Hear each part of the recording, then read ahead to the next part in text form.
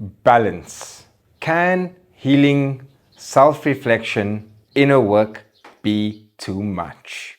I'd like to share a little bit about my journey with self-expression, inner work, healing, and self-improvement. I've spent a lot of time in my life deep diving into psychology, into healing modalities, communication styles. I guess if I had to put it under the umbrella, self-improvement. All these practices, whether it be workshops, books to retreats, I found them to be really useful and helpful for my growth. A concept or a reflection that I really want to share that I kept coming back to was balance. When I first deep dived into spirituality and healing, I became almost obsessed with it. I felt like I had found the answers, whether it be from reading The Power of Now by Eckhart Tolle to going into childhood trauma or breath work. I found these healing modalities so amazing, almost addictive, because it finally gave me something different to what I was seeking for. And the more I seeked, the more I wanted to seek more.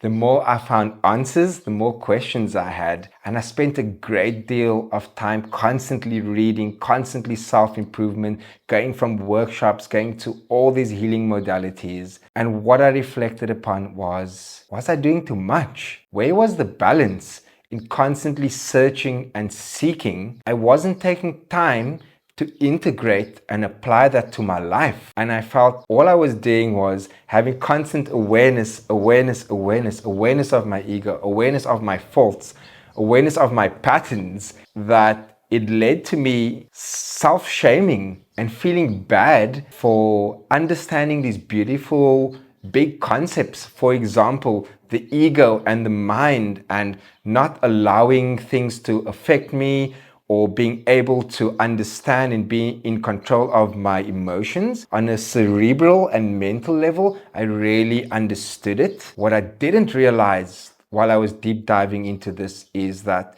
it was all in my head, and I wasn't allowing time or balance to actually practice and integrate those concepts into my life. And by constantly diving into them, what I felt when my balance went out, it created shame, almost like a kind of a toxic positivity, that when I was feeling down and I wasn't getting some of the concepts, or I wasn't in the best version of what I thought I needed to be, I felt shame for not being able to be what I mentally understood that I needed to be. And that, I felt, is where my balance went out. I deep dived so much into healing and into inner work that I didn't allow myself to be a human, to have compassion for myself for failing, for not getting things right. And when I surrounded myself in constant communities, whether it be workshops and I guess the larger community, deep diving and supporting each other in this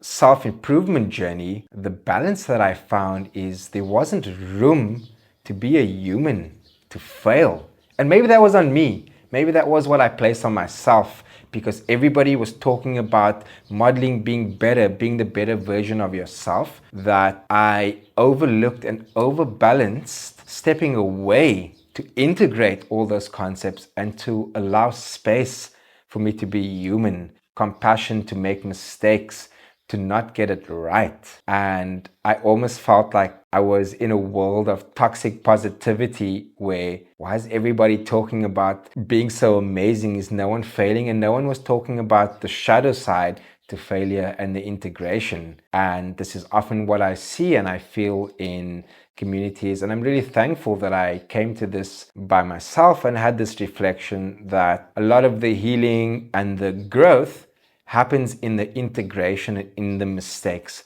not in the workshop, not in the breathwork ceremony, not in the constant trauma healing or the therapy itself. The big changes and evolution came by integrating, and that was really, really hard.